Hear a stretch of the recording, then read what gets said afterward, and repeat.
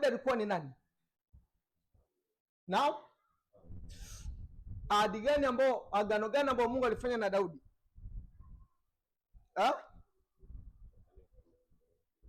Anaifanya nyumba yake kuwa nyumba ya kifalme, si ndivyo? Ya kwamba tawala atatoka katika nyumba ya Daudi. Tuko moja mpaka hapo? Okay.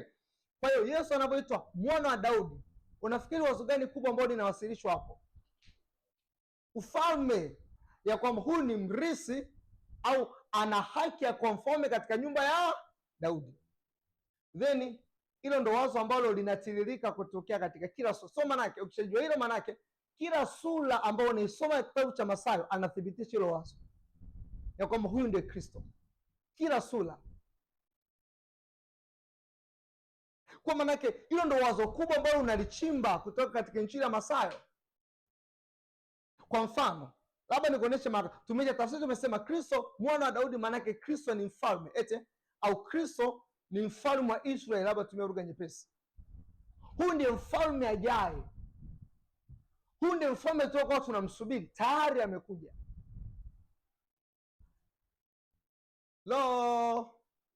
Halo.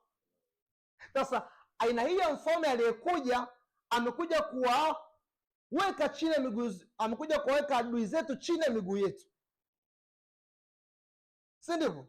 Lakini Mathayo anamtambulisha kwa namna ajabu. Mstari wa 21 anasema hivi, naye atazaa mwana, nawe utamwita jina lake Yesu, maana ndiye atakayewaokoa watu kutoka kwa Warumi.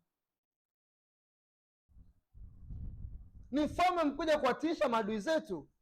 Kwa hiyo amekuja kutuokoa kutoka kwa Warumi. Yes, ndio imeandikwa hapo.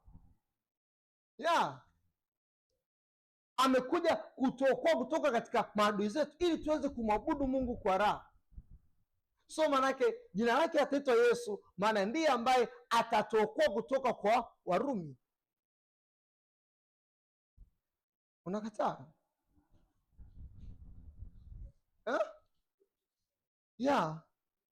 Anatoka kutoka kwa Warumi na ndiye ambaye anatokoa kutoka katika uchumi ulioharibika.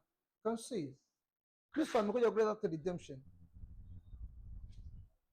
Ndiye ambaye anatokoa kutoka kwenye sapu zote, amekuja kutokoa nazo.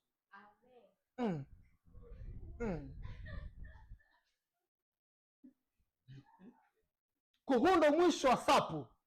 Amekuja mfalme mwenye uwezo wa kuokoa kutoka kwenye sapu.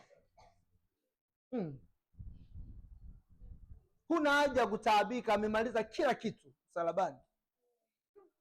So kama ulivyo tu, Roho Mungu anakukumbusha unachotakiwa kujibu. Don't do anything, it is by grace. Ameleta neema na imani.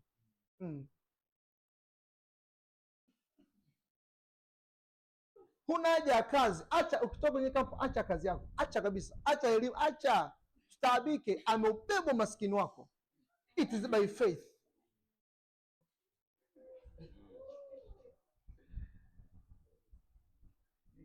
Huna haja ya kula chakula. Kristo ni mkate wa uzima.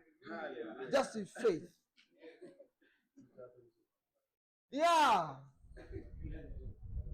Ambaye ni Kristo. Inagome?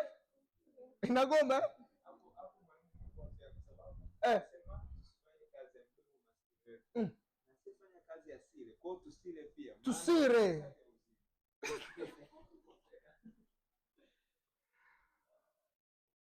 Umeona masomo yote yana make sense lakini maandiko yako very specific ya kwamba Kristo alikuja ikiwa na shabaha maalum.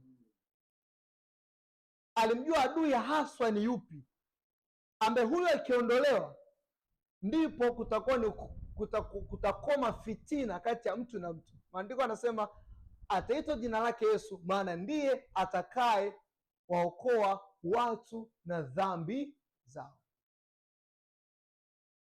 So manake ujio wake wa kwanza, adui ambaye alikuja kushughulikiwa anaitwa dhambi. So manake before Kristo hajawaletea watu, hajaleta the physical one au physical redemption, au hajawaridhia watu from physical bondage, alianza na spiritual bondage. So manake Kristo ni mfalme ambaye amekuja kuokoa watu kutoka katika maadui zao. Adui huyo ni nani? Dhambi. Kwa naweza nikasema hivi, ujio wake duniani katika awamu yake ya kwanza alikuja kumshughulikia adui anaitwa dhambi. So manake it's the true, ni mfalme na ndiye ambaye ataestablish ufalme wake hapa duniani kwa namna inayoonekana, lakini msingi wa ufalme wake hautakiwi kuwa na uovu ambao ni dhambi. Kwa manake kwa ajili ya aina utawala ambao anataka kuestablish duniani, tishio sio Mrumi, tishio ni dhambi.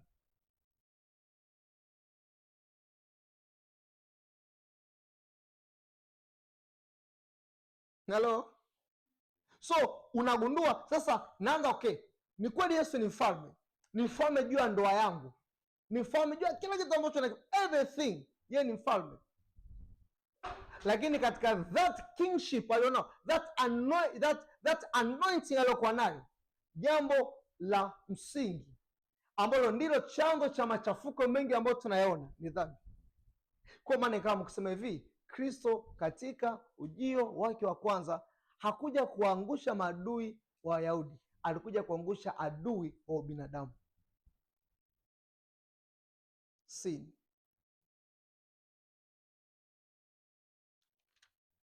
Kwa maanake huduma ya Kristo au kazi ya Kristo isipofasiriwa katika muktadha ya kwamba ameleta release, redemption, rescue, salvation from sin,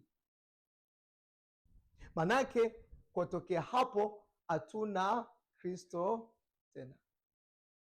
Yaani huyu Kristo ambaye tunamzungumzia asipohusianishwa na nini ambacho amefanya kwa habari ya dhambi, maanake huyu si Kristo ambaye tunamhubiri. Halo? Halo? Okay. So manake okay, sasa wakati unasoma chap ili nirudi kwenye somo ambalo nilikuwa nataka nifundishe. Then angalia sura ya 2 mstari wa kwanza, anasema hivi, okay, labda niwape mfano mmoja mzuri kukaza hicho ambacho nakisema. Soma mstari wa 22, Mathayo 1:22. Tusome kwa pamoja Mathayo 1:22. Just tukaa kwenye kitabu cha Mathayo. Nafanya manutics kwa ajili ya kuonesha how you can do it. Twende Mathayo 1:22. Twende.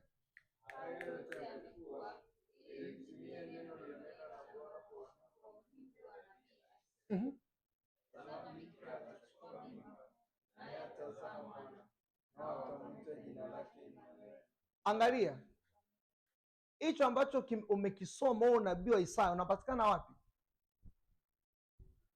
Wapi kwenye kitabu cha Isaya? Isaya alikiandika hicho miaka mingapi kabla ya Kristo hajazaliwa?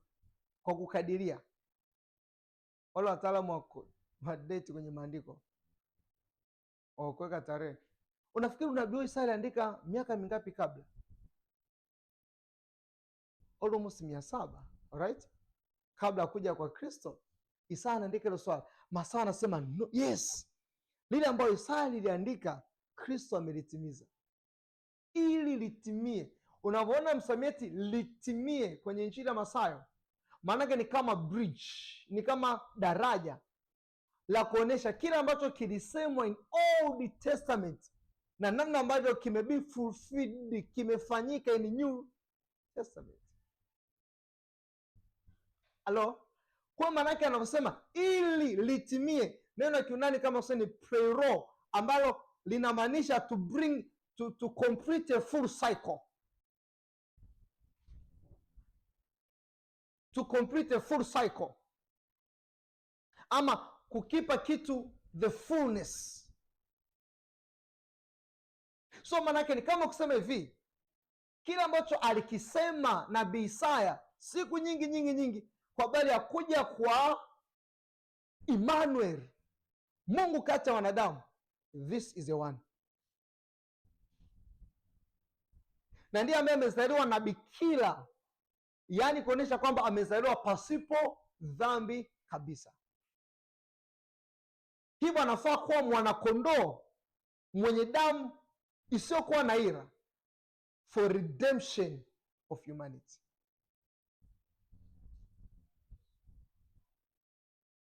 Hello?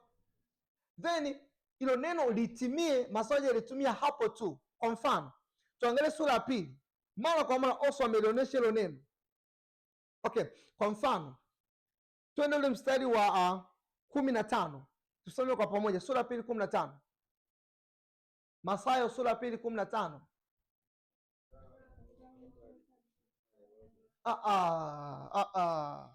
Jamani, tunasoma kile ambacho Kristo amekitimiza. Unajisoma wewe katika hicho unachokiona. Ulikuwa na dhambi eh? Yesu alikuokoa, si ndio? So soma vizuri. Hey, twende.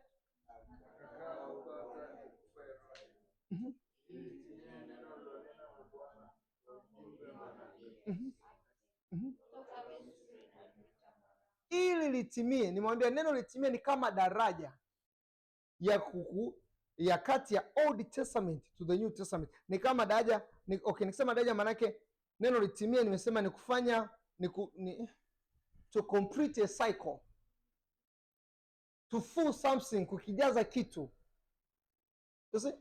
So maana ni kama kusema those prophecies zilikuwa ni kama empty prophecies, ni kwamba zilikuwa without meaning in Old Testament.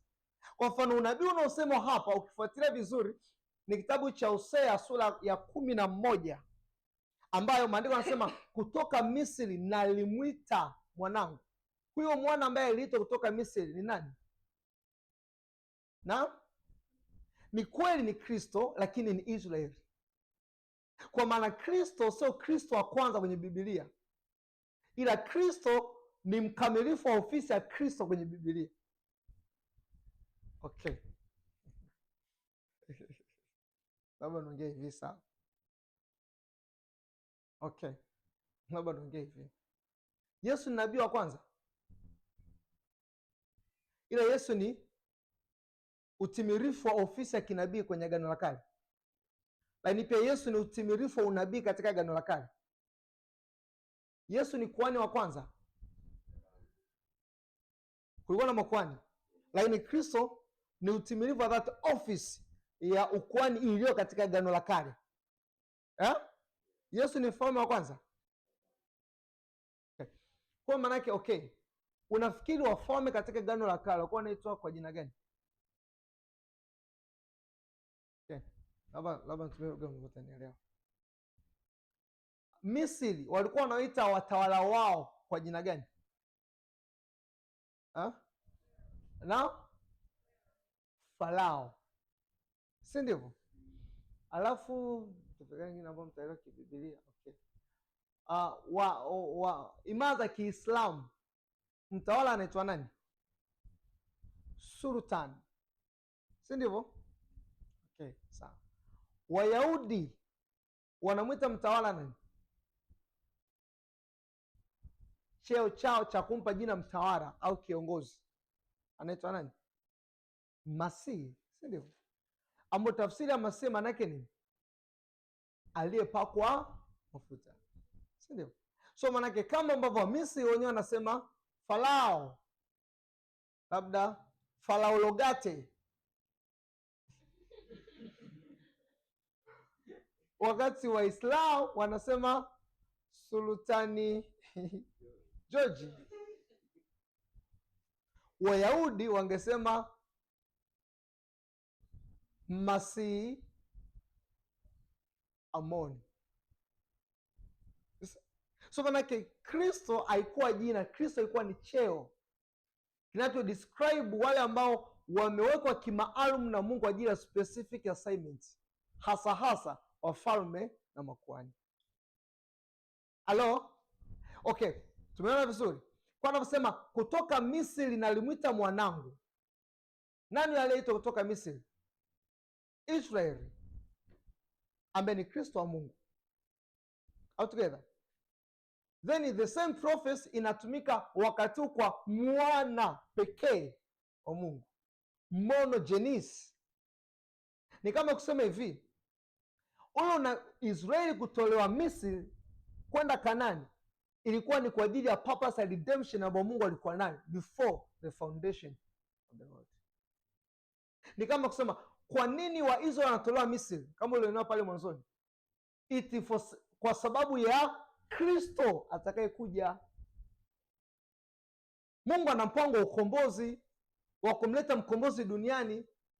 Roho mkombozi inabidi awe mwanadamu, au labda nitumie lugha ambayo utaelewa vizuri. Mungu anataka aje kuwa mkombozi, na ili awe mkombozi wa mwanadamu inabidi awe mwanadamu, na ili awe mwanadamu inabidi awe na taifa la kufikia, awe na kabila ambako amezaliwa, awe na ukoo, awe na jamaa. La sivyo sio mwanadamu. Kuna mwanadamu asiokuwa na taifa au kabila au ukoo. Kwa maana kwa ajili ya jambo ambalo Mungu alikuwa nao katika milele la ukombozi, anaenda kuliita taifa la Israeli kutoka Misri. Kwa ni kama kusema Waisraeli walitolewa kutoka Misri ili wautangaze mpango wa Mungu wa wokovu kwa wengine. Labda nitumie lugha rahisi zaidi.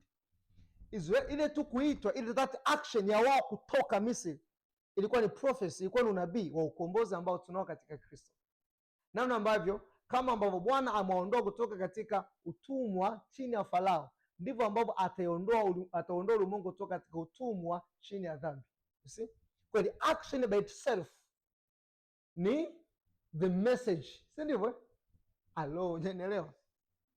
Wanaondoka kutoka kwa Farao, wanapelekwa mahali para. That ilikuwa ni prophecy, unabii wa kuondolewa kutoka katika utumwa wa dhambi na kuletwa ndani ya Kristo kuwa risi pamoja na Mungu. Sawa mpaka hapo?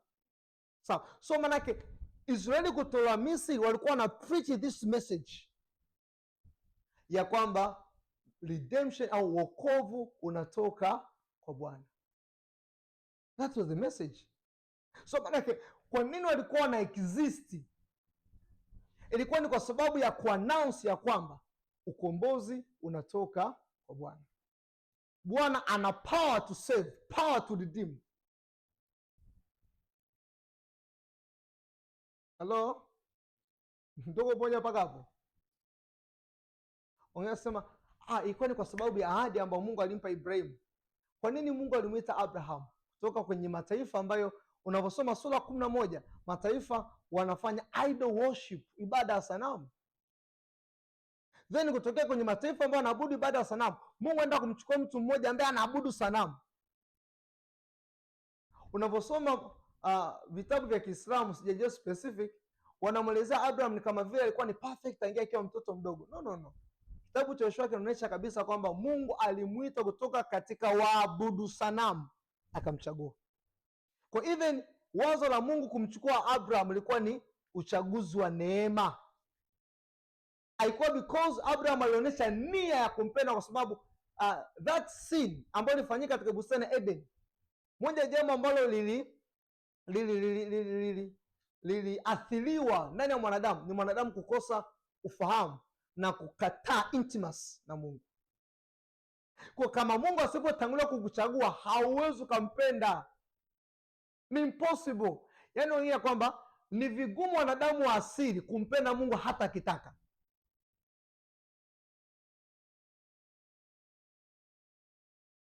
So manake it means Mungu anao mpango, anaujua, na huo mpango unahitaji wanadamu, anahitaji watu. Kwa manake Mungu anakuwa selective, anawachagua watu ambao watafanya naye au watatenda kazi pamoja naye kwa ajili ya kuutimiza mpango, picha alionayo.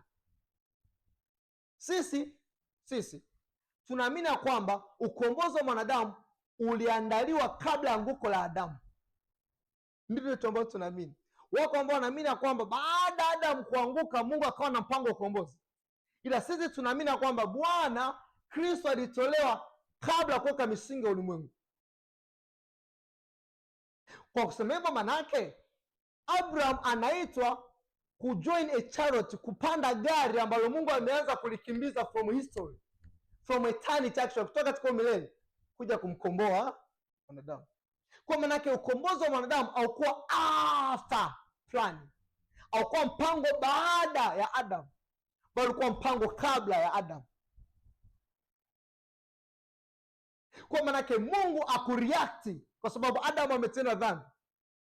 Badala yake Mungu alikuwa ameprepare his plan, namna ambavyo atamtoa mwanadamu kutoka katika kifungo cha dhambi. Nikiendelea hapo, kuna swali zito itakuja ambalo nikilijibu watu watapata shida. Okay, so manake anavyosema kutoka Misri nalimwita mwanangu, maana ni kama kusema hivi, kutoka Misri nalimwita mwanangu. Huyo mwana anayezungumzwa wakati huo alikuwa ni Israeli. Na unavyosoma msamiati mwana wa Mungu, hasa hasa kwenye Agano la Kale, mara nyingi lina maana yake nyepesi, ni mtumishi wa Mungu. Hiyo ndio simple meaning. Hai. Okay. Okay. Sawa, nisikize vizuri sasa, nisikie vizuri.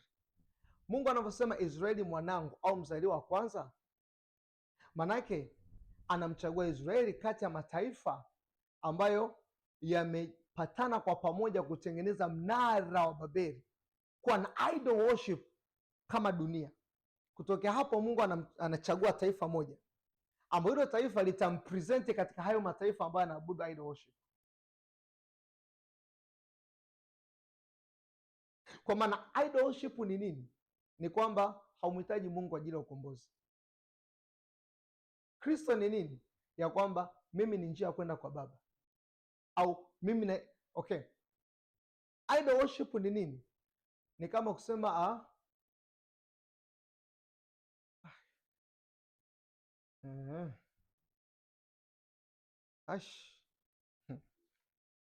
nirudie tena.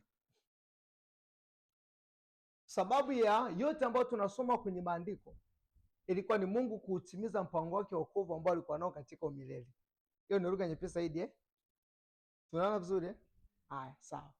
Kwa anavyosema kutoka Misri nalimwita mwanangu, lugha nyingine ni kama kusema hivi, kutoka Misri nalimwita mtumishi wangu, ambao huyu mtumishi atafanya nini? Huyu mtumishi ninatenda naye kazi katika kufanya mpango wangu wa wokovu. Kwa maana yake ni kama Mungu anaenda kufanya partnership na ubinadamu kwa ajili ya kuja katika ubinadamu. Mungu ana prepare mazingira yeye kuja. Kwa maana yake tunavyoitafsiri Israeli katika maandiko, wengi wanaitafsiri kama independent nation, wanatoka kwenye idea. Kwa mfano, kulikuwa na hatari gani ya Israeli kuangamizwa kwenye kitabu cha Esther? Why? Wakati ya Haman amekusudia kwamba taifa zima, si tu Mordekai peke yake, taifa zima la Israeli lote nalifutilia mbali, all of them. Unadhani sababu ilikuwa kubwa nini? Okay, nini tishio la wote kuuawa? Nini tishio kwenye kitabu cha Esther?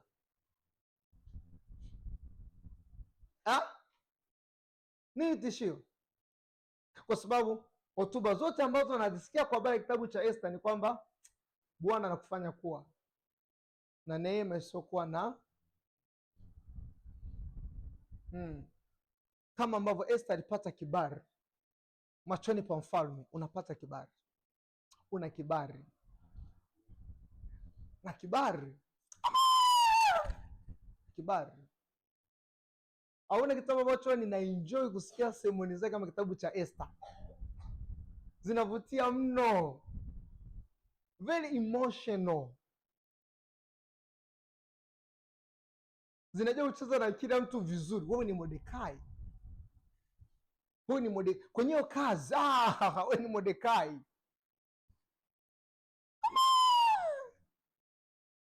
Lakini kumbe mwandishi anatuonyesha kwamba kama taifa lingefutiliwa mbali, Kristo angekuja wapi? Hiyo ndio idea kubwa. Kwa maana yake Mungu halilindi taifa, Mungu analinda mpango wake.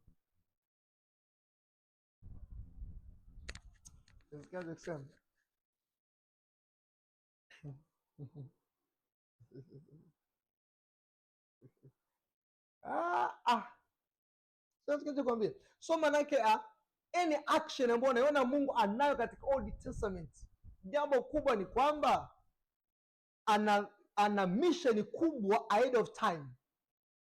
So maanake that mission, Mungu anafanya maandalio before that mission. Okay, kwa manake anawaita Wayahudi kutoka Misri kwa ajili ya mission alionao ya ukombozi. Maelezo yote ambayo anapokea, ujenzi wa hema, utaratibu wa ukuhani, utaratibu wa sadaka, vyote vinahusiana na aina namna gani ambavyo atafanikisha ule ujumbe. Kwa manake Mungu kulingana na uelewa ambao wale ndugu walikuwa nao, inabidi wakati fulani atumie vitu ambavyo anavitumia kila siku kuwakumbusha ujumbe wa kile ambacho atafanya. Unaponiletea sadaka, niletee kwa namna hii, sadaka wa aina hii, atolee kwa namna hii. Yote ni kuwaelimisha kwa ukamilifu na kwa namna inayoeleweka, ili waweze kudaka nini ambacho Mungu anahitaji. Mwanadamu hakuhitaji ukuhani wa Haruni at all, ila ukuhani wa Haruni ulihitajika kuwa kama sura na picha ukuhani wa Kristo unaokuja. Kwa hiyo watu wamwelewe kwamba Kristo ni kuhani, inabidi kwanza wajifunze kutoka kwa Haruni kama kuhani.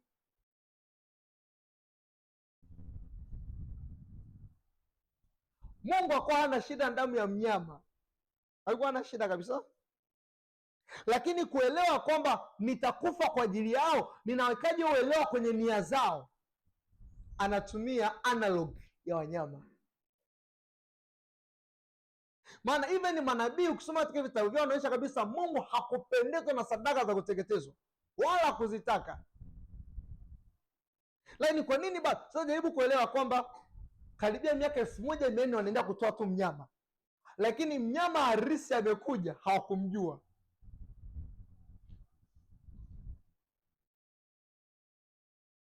Takriban miaka 1000 unaotazama ukuhani wa Haruni wanatetemeka, kuhani harisi amekuja, hawakumjua. Kwa unaweza ukajua kwa nini nilimtaka Mungu, kwa nini hitaji muda mrefu kwa watu kucapture. Na even apostles wenyewe walikuwa na hamaki zaidi. Kwa mfano Yesu anamwambia Peter kwamba kwenye sura hiyo 16 kitabu cha Mathayo, ukienda kusoma, Peter anasema wewe ndio Kristo mwana wa Mungu aliye hai. Then sura hiyo ya 17 Kristo anasema yes, ikiwa ndio ufahamu ambao unao kuhusu mimi umefunuliwa na Baba. Haya, huyo Kristo mwana wa Mungu aliye hai anaenda kuteswa. Ninakuwaje katika nafasi ya Yoabu, commander in charge? Hutakufa Bwana. Sasa swali ni kwamba huyu ni Kristo mwana wa Mungu aliye hai, maandiko ameeleza kwamba atakufa kwa ajili ya watu wake. Ni Kristo ambaye kwenye moyo wa Petro hawezi akafa. How?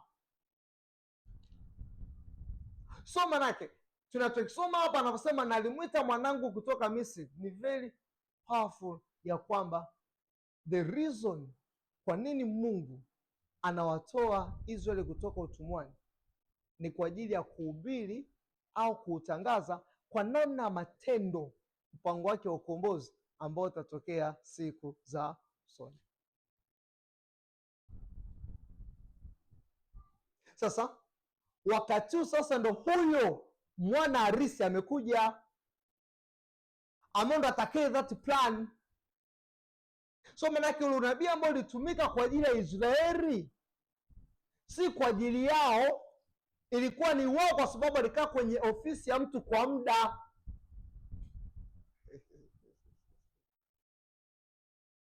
So manake Mathayo kwa kusema hivi, manake anaeleza kama vile ambavyo tukizungumza mwanzo, tukisema mwanzo ukombozi katika maandiko manyingi tunalifaa tukio la Israeli kutoka Misri. Kwa manake Mathayo anatukumbusha to the very beginning, ambapo tunaona the act of redemption ina happen historical, ili kutokea hapo a build another history.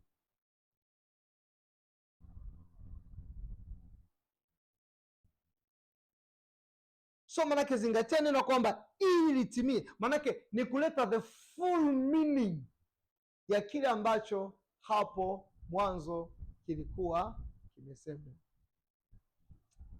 Naona neno la mtumishi linatenda kazi. Tusiwaamshe kwa kuwa neno la mtumishi limesema. Tusiwaamshe tu. Badili.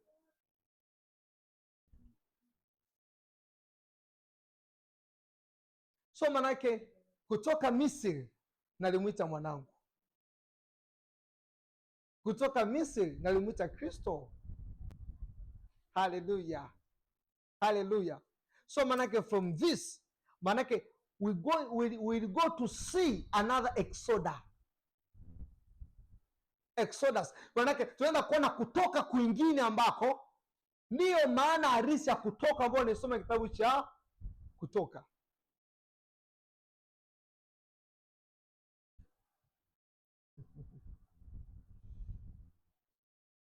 Kwa manake ni kama kusema Masawa anasema this gospel is a new Exodus. Why? Kama ambavyo Bwana alifanya historical kwenda kuwakomboa watu kutoka Misri, alimtoa mwanae kutoka Misri ili amtumie kwa ajili ya kuannounce his plan. Wakati Bwana amekuja mwenyewe from Egypt, so as anaweza karedeem these people. Kwa manake naweza nikasema kitabu cha Mathayo ni Kutoka, ambao wakati anaelezea kutoka harisi ambayo ile ambayo unaifahamu na kuisoma. Bwana aliwatoa Israeli kutoka Misri. Yaani kwa mfano nikakaa hapa nikawa nakuhubiria Bwana alitoa Israeli kutoka Misri. Bwana, pasipo kuhusianisha hiyo kutoka Misri inahusianaje na huku kutoka ambako Mathayo anazungumza? Nakuwa nimekuambia historia, sijakwambia theolojia. Au tutafsiria kwamba hivi, nitumie lugha nzito kidogo. Nikisema kwamba Bwana alitoa Israeli kutoka Misri, hivyo anaweza kukutoa kwenye madeni, anaweza kukutoa kwenye sapu. Nasema wait. Usione huko nikutoka. Maanake nitakuwa nimekuhubiria historical truths and also the emotions in you, lakini nitakuwa nimekosa the central message ya kule kutoka. Kwa maanake nitakuwa nimekuhubiria the historical facts, lakini nitakuwa sija preach the revelation hicho kitu. Maana ufunuo maanake kitu kilikuwepo lakini hakikufahamika. Kwa maana until today Israel wanafahamu tulitoka Misri na wanasherekea uroho kutokea pale, lakini ambao wamekaa kwenye uhalisia wa kutoka ni kanisa, maana wao bado hawajatoka. Ndio maana kuna future plan for them, maana bado hawajatoka. Today ninakuja na somo namna ya kutoka, namna ya kutoka. Mwambie jirani yako namna ya kutoka, namna ya kutoka. Naomba tusimame, simameni. Nashangazwa na rehema zako Yesu, asante kwa rehema. Sasa unavyoimba wimbo unaimba kutoka katika that liberation ambayo tumeiona kwamba Kristo amezaliwa to bring the new and true Exodus. Haleluya, haleluya. Nashangazwa na rehema zako Yesu, asante kwa rehema.